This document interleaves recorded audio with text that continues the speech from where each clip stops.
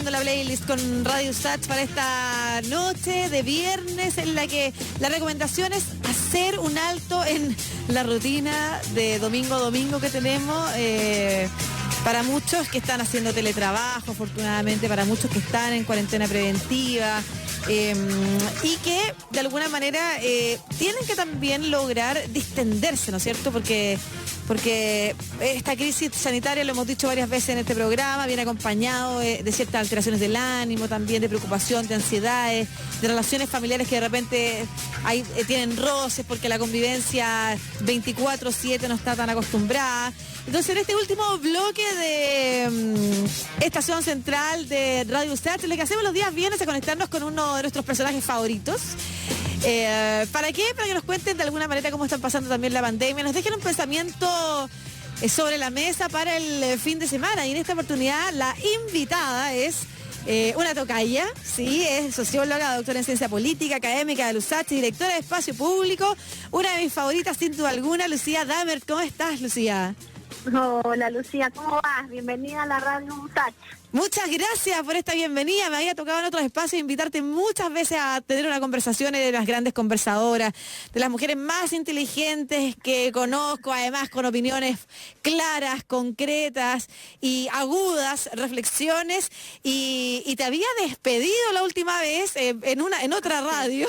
Nos habíamos despedido juntas, yo de la radio, tú en particular de Chile, porque te ibas a hacer unos estudios a Boston y tuviste que volver, ¿no es cierto? ¿Cómo estuvo eso? Así es. Fue hace 4 meses, pero parece otra vida, sí. Efectivamente, bueno, hoy ya cumple ya los 15 días de cuarentena preventiva, porque regresé de Estados Unidos hace 2 semanas, justamente un poco por el tema del virus y por la poca prevención que se estaba tomando en Estados Unidos, una crisis que, bueno, ahora empieza a notarse sus consecuencias más dramáticas, pero en ese momento verdaderamente se veía venir una crisis de proporciones. Y siempre es bueno en estos casos de crisis y de angustias generalizadas, y es bueno estar cerca de la familia y cerca de la casa, creo yo. Uh-huh. Así que nada, nos volvimos. Ahora igual estoy, digamos, trabajando. Cada uno, como tú bien decías, cada uno mata las angustias como puede, y en mi caso, para los que nos escuchan, soy totalmente nerd, así que trabajo con horario, me despierto a las 8, me siento y trabajo medianamente 5 o 6 horas al día en los papers que tengo que escribir, en las cosas que tengo que hacer para la vida profesional también, porque este va a ser un paréntesis, pero va a ser un paréntesis largo también. Sí. Oye, tú eres experta en seguridad pública. Ayer también me tocó leer la columna de otro investigador en esa materia respecto a no abandonar la reforma de Carabineros, aprovechando las circunstancias en las que nos encontramos. Pero lo que quería preguntarte a ti, ya que esas son tus materias, es si hay algo que se vincule con esos temas y que tengan que ver hoy en día con la crisis sanitaria. Para ti, ¿cuáles son como los puntos en los que hay que poner los acentos desde el ámbito de la seguridad pública? Bueno, hay un montón, ¿no? Tal vez el más importante hoy para discutirlo de largo es esta vocación que hemos empezado a tener para abrir los datos personales para el uso político o el uso, digamos, de política pública. Y si bien eso es algo que se ha demostrado que en los países asiáticos, digamos, se hace permanentemente, el hecho de que uno está controlado y bajo vigilia todo el tiempo, claro, tiene un lado positivo en términos de saber quiénes están contagiados y van caminando por la calle y cosas de ese estilo, pero también tiene un lado negativo si que no hay los resguardos necesarios de una intromisión a tus datos personales y a tu vida. Y eso ahora se justifica en algún sentido, lo has escuchado un montón de discusiones, pero yo creo que es uno de esos temas que tenemos que discutir, porque hace 5 meses atrás hablamos de la dificultad que hubo acá en Chile cuando Carabineros, digamos, organizó el famoso plan Huracán, donde supuestamente bajo algunos niveles de vigilancia se inventaron un caso para poder meter preso a un grupo de gente de la comunidad mapuche. Entonces, ahí se nos abre, digamos, una discusión bien grande, ¿no? Hasta qué punto el Estado, como un observador, un vigilante, Pero sobre todo, Lucía, ¿cómo vamos a hacer para que esos datos sean utilizados en el buen sentido, pero que no después terminen siendo utilizados para campañas políticas? Eso me decían a propósito de algunas aplicaciones que ha contratado el gobierno, por ejemplo, el caso de SoftSafe, que en algún momento se cuestionó también y que pertenecen a empresas que luego terminan vendiendo esos datos precisamente para campañas políticas, y uno, a propósito de Cambridge Analytica, finalmente no sabe cómo poner filtro o bloqueos cuando se trata, además de crisis sanitaria, estás más necesitada de nunca de información. Así es. Y en ese sentido el Estado tiene que concentrarse hoy día en salvar vidas y enfrentar la pandemia, pero también por otro lado no podemos dejar de lado los temas de, obviamente, derechos humanos, pero también los temas de derechos digitales. Y eso va a traer de la mano probablemente una discusión mucho más grande, ¿no? ¿Qué es lo que ha pasado hoy día con las universidades? Que todas subimos a hacer cosas en Zoom, pero ahora se empieza a saber que Zoom en realidad tiene problemas de privacidad bastante grandes, de quién recolecta los datos. Entonces ahí se abre un espacio, y bueno, y para nosotros en Chile, después del estallido, en la post-pandemia, los temas policiales van a seguir siendo los mismos, digamos, la falta de control, la necesidad de las reformas, y yo ya creo que ese lamentablemente es una agenda para el gobierno que viene, porque este gobierno ya formó un consejo, dio lo que pudo dar, pero me da la impresión que ese es un tema que vamos a tener que retomar basados con algunos datos en probablemente la próxima elección presidencial. Y ojalá que el candidato o candidata que tenga, digamos, una alternativa de gobierno efectivo en las policías sea la que gane, ¿no? Vamos a ver. Sí, es importante esa discusión porque hoy en día, y nos decía lo mismo Cristian Valdivieso, el director de Criterio Research, al principio del programa, cuando lo entrevistamos a propósito de la encuesta, el foco de la gente está puesto en la emergencia, en la urgencia y en las necesidades de sobrevivir. Pero esos son los momentos en los que precisamente cualquiera puede aprovecharse de la circunstancia, y cómo entonces los ciudadanos debemos poner ojo o cómo pedirle o a quién pedirle que mientras se está legislando, por ejemplo, sobre temas sanitarios y de emergencia de salud, al mismo tiempo nos fijemos en esa otra información que más adelante nos puede llevar a pagar unos costos altos. Claro, lo que pasa es que para eso, digamos, es un punto muy importante, porque el aparato del Estado es un aparato que tiene ¿Aló? Lucía, te perdí un poquito. Vamos a retomar al tiro el contacto telefónico con Lucía Damer, que es académica del USACH, socióloga y doctora en ciencia política, experta en temas de seguridad pública. Ahí estoy, ¿me escuchaste? ¿Me escuchas bien ahora? Te escucho perfecto. Ya, qué bueno, que a nosotros te perdimos un ratito. Ya, cuéntanos de nuevo la respuesta. Lo que te decía es que creo que cómo funciona el aparato del Estado nos tiene que llevar a niveles de especialización. Entonces, que todos los funcionarios del Estado hoy día vayan detrás del tema de la pandemia no necesariamente es lo más efectivo. Hay que mirar con mucho más tranquilidad los temas de educación, hay que mirar los temas, digamos, sectoriales, y en ese marco de cosas evidentemente alguien tiene que estar mirando qué es lo que va a pasar con las agendas urgentes, porque post pandemia, cuando efectivamente las cosas disminuyan, que uno no sabe si se van a poder erradicar, pero cuando disminuya, digamos, la prevalencia del virus, uno de los temas principales va a ser la calidad de la salud, va a ser la reforma del Estado, la reforma constitucional, y no podemos estar partiendo de cero cada vez que hay una crisis.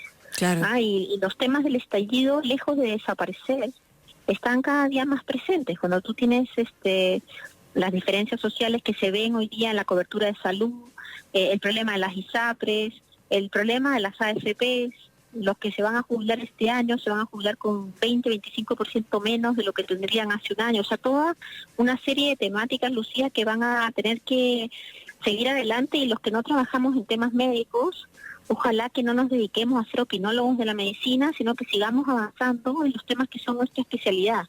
Porque también es bien peligroso cuando todo el mundo, a mí me sorprende como hoy día en esto de las redes sociales, todo el mundo pasó de ser experto en policía al día siguiente experto en constitución, ahora son todos expertos en pandemia, y uno, quiera o no, a veces también ayuda a esta discusión no basada en evidencia, sino más bien basada en los propios problemas que cada uno está enfrentando. Sí, estuve leyendo una columna tuya, y a propósito de la invitación a dejarnos el día viernes un tema para reflexionar el fin de semana, una columna tuya que tenía que ver con la ceguera, ¿no es cierto? Sí. Cuéntanos más. No, esa en realidad tiene que ver con ya sabes, con este libro de José Saramago, que se llama Ensayo de la ceguera, que es un libro, bueno, muy fuerte, porque lo que hice cuenta una historia, digamos, cómo la gente se empieza a quedar ciega y qué es lo que significa que la gente se quede ciega, ¿no? Porque en el fondo aparece lo peor del Estado, aparece lo peor del ser humano, pero también aparece lo mejor. Y me pareció súper atingente lo que estamos viviendo, porque a veces cuando uno, en los primeros momentos de esta crisis, cuando la gente salía corriendo a acaparar papel higiénico, cuando la gente que había llegado de viaje se iba a la playa para pasarlo bien, cuando la gente trataba de no pagarle a la gente que te ayuda en la casa para que se vayan sin empleo y sin salario, ahí sale lo peor del ser humano, ¿no? Pero creo que también el libro lo que te muestra es que en realidad uno tiene que abrir los ojos para mirar la situación en la que el país se ha estado desarrollando, el mundo entero.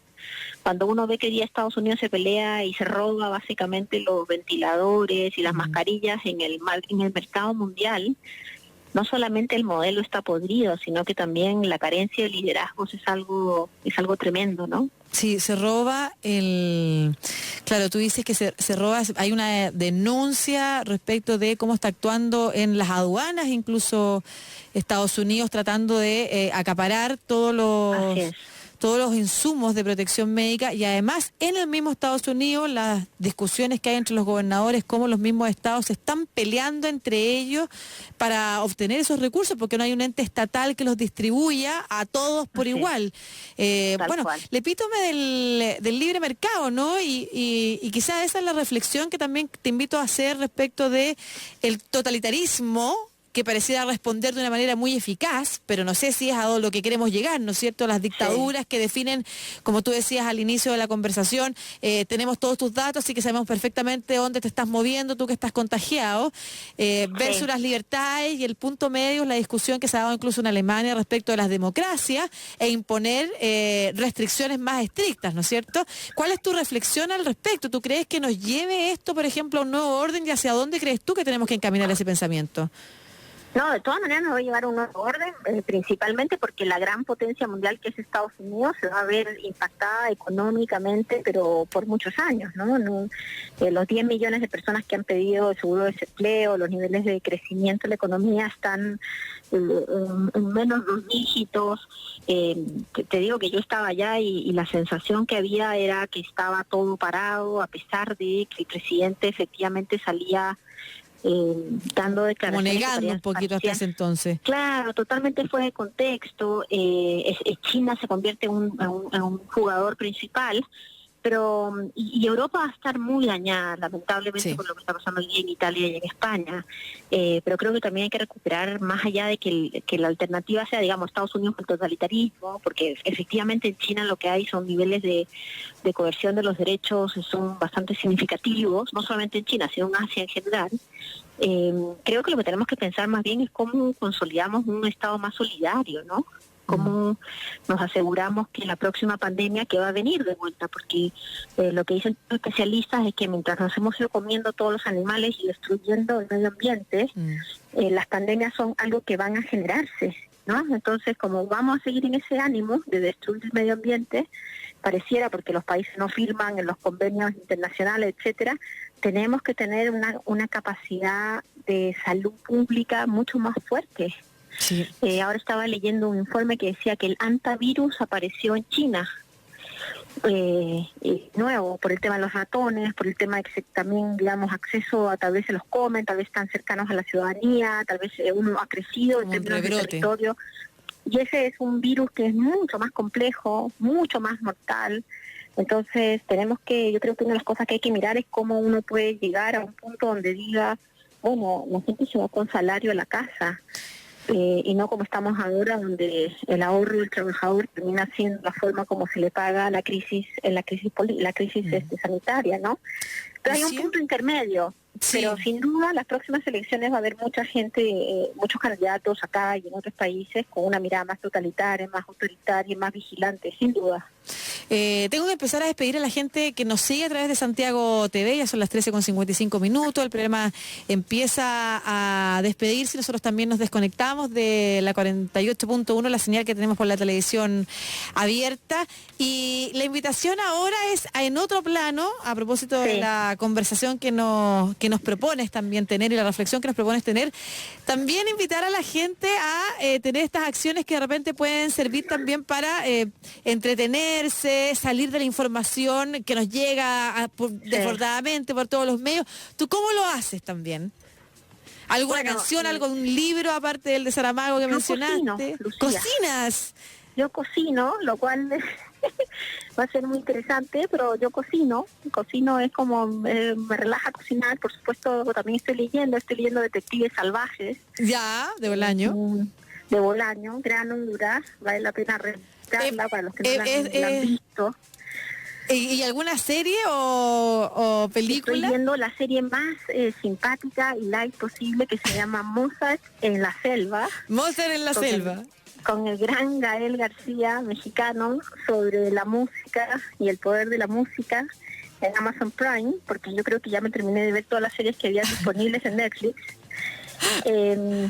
Y eso, creo que efectivamente hay que tratar de moverse, hay que tratar de hacer ejercicios, hay que tratar de mirar menos la tele 24 horas al día, lo que nos gustan las redes sociales. Yo sí me he limitado muchísimo más de lo que era antes. Necesario. Porque las redes sociales aumentan las angustias. Pero mira, te voy a hacer una invitación, ya que nos tenemos que despedir, danos tus redes sociales y lo que te voy a pedir es que subas alguna receta de comida. ¿Es comida peruana todo esto?